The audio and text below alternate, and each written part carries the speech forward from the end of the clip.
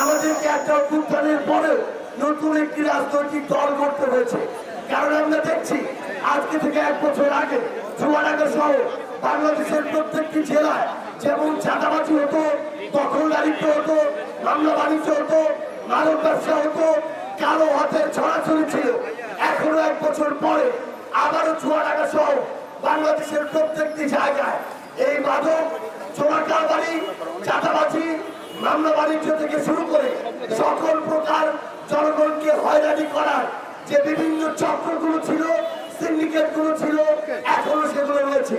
তাই আমরা বিশ্বাস করি 24-এর অভ্যুত্থানে আমাদের যে শহীদ ভাইরা, যে আহত যোদ্ধারা লড়াই করেছে, তাদের ওই আকাঙ্ক্ষা বাস্তবায়ন করার পূর্ব পর্যন্ত আমাদের এই লড়াই চালিয়ে যেতে হবে।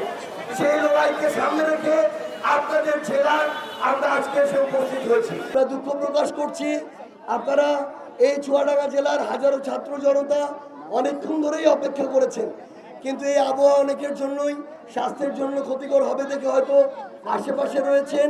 কিন্তু আমরা অবশ্যই খুব দ্রুত এই চুয়াডাঙ্গা জেলা শুধু নয়, বাংলাদেশের প্রত্যেকটি জেলা, উপজেলা, ইউনিয়নে আপনাদের দ্বারে দ্বারে যাব।